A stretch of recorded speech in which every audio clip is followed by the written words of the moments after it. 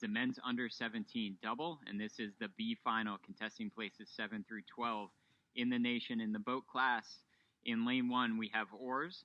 Lane 2, we have Sarasota crew. Lane 3, we have Long Island. Lane 4, Bainbridge Island. Lane 5, Texas Center. And in lane 6, we have Lake Oswego Community. And it is Lake Oswego Community on the picture that is pushed out, along with lane 3, Long Island, as they come through 750 and approach the halfway point. Lake Oswego with a quick start, but paying for it a little bit as we can start to see them get overtaken by Long Island out of lane 3. So Long Island getting a little bit faster. A nice start from Lake Oswego, but again, if that is your race strategy to just blast out of the gate, it can be quite challenging to lengthen into your base cadence if you expend that much energy up at the front.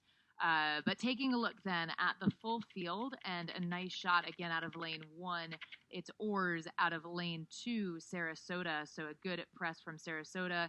Lane 3, Long Island. We can see Long Island with that kind of starting to break away lead, 1,000 meters to go, still connected to the rest of the field, but pretty tightly packed, David, at 1,000 in. I mean, it's really anybody's race in this B final.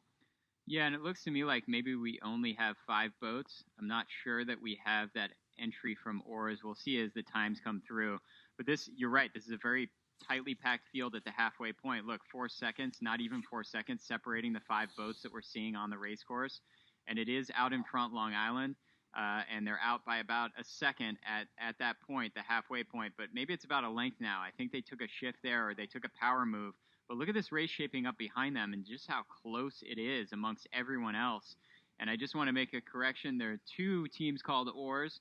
We don't have the Oars entry for some reason here, but it's actually Oakland, not Orlando, that would have been in this race. And so we'll try to get that right moving forward.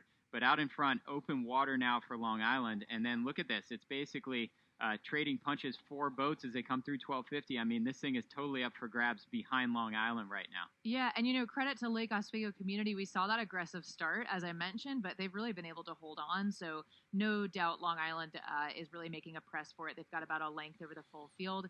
But Lake Oswego quick off the line, and they're really coming back, I'd say, in the third 500 to make a go at it. We see them increase the pressure a little bit, maybe in some kind of a power move. So it's Lake Oswego running second, and Texas running fourth, it looks like, because it's lane 2, Sarasota, in that third place, and Sarasota looks to be moving. Yeah, Sarasota finding some speed in this third 500, it appears. And as they approach 500 meters to go, the only boat that sort of is not staying on this pace, being laid down by the other boats, is the boat from Bainbridge Island.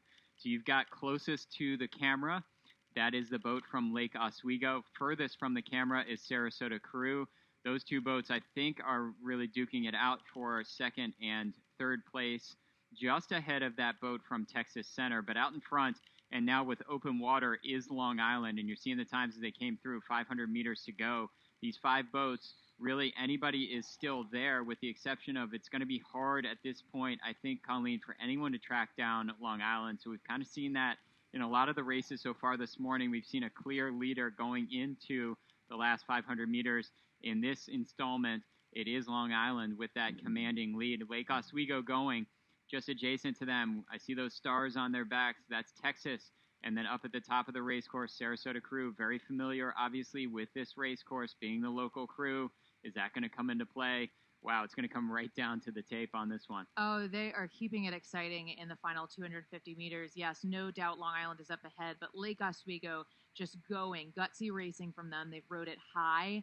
They got off the line fast. They're really trying to hold on. They'll have to hold off that charge from Texas. Looks like Texas really trying to push into them, but maybe not quite able to. And then Sarasota holding their own. Here comes Sarasota. Yeah, Sarasota up there in lane 2, far right side of the screen, but it's the black boat with the black unisuits with the red on the side. That is Long Island. They're going to try to win the B final, finish 7th in the nation here in the men's under 17 double at our 2021 U.S. Rowing Youth National Regatta at Nathan Benderson Park. Wow, it's going to come right down to it. Lake Oswego hanging on to second place at the moment, closest to us here at the finish line tower. Sarasota crew trying to go on the outside. Texas is right there Wow, it's going to come right down to it's Long Island. That is very clear. And then it was Lake Oswego, and I could not tell you between Sarasota Crew and Texas Center where they finished in this B final of the under-17 men's double.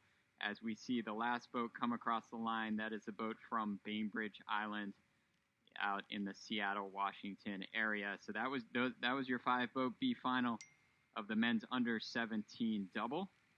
And the next race that we will find our